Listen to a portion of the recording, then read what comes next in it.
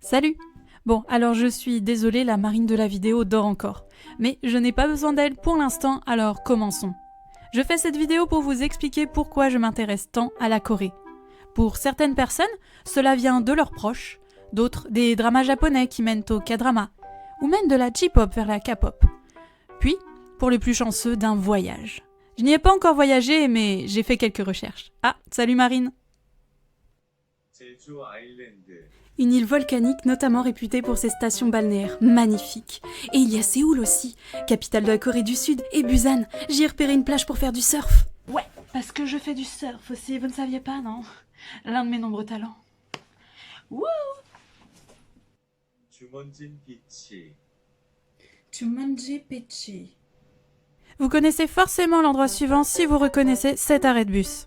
C'est près de cette plage en effet que s'est déroulé le photoshoot du célèbre groupe de K-pop BTS pour l'album You Never Walk Alone. Donc la ville a décidé de recréer l'arrêt de bus.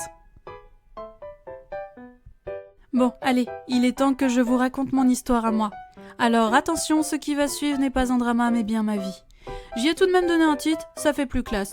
Et on sait jamais, si une production passe par là, je suis toujours à la recherche d'un rôle. Alors voilà. Donc comme beaucoup, je suis arrivée par la culture japonaise. Mais j'ai également un papa qui s'intéresse de près à la Corée. D'ailleurs, pour commencer, parlons de BTS. Vous savez que je ne connaissais pas trop la K-pop avant. Eh bien, j'ai découvert cet univers tout à fait par hasard. Je vous explique tout. J'étais à la recherche d'un autumn game, vous savez, ces histoires d'amour à choix multiples. Oui, on s'occupe comme on peut, hein. Et je vois au milieu de plusieurs propositions une étrange application qui se nomme BTS. Sachant que BTS, pour moi, ça veut dire... brevet de technicien supérieur. Bon, du coup, j'ai quand même téléchargé le contenu au cas où. Puis j'ai commencé à recevoir plein de messages bizarres d'inconnus. Puis j'ai finalement compris et je me suis rendu compte que ce n'était pas en lien avec le fameux diplôme.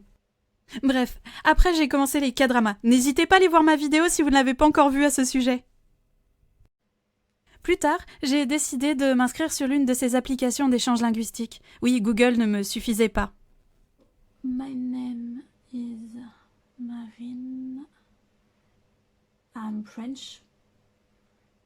I want to learn Korean and Korean culture. Do you want to be my friend? Point d'interrogation. Envoyé. J'ai donc pu échanger avec quelques Coréens, je me suis fait quelques amis et j'ai rencontré au hasard l'amour. Grâce à lui, j'ai pu découvrir énormément de choses. Mais surtout, la nourriture.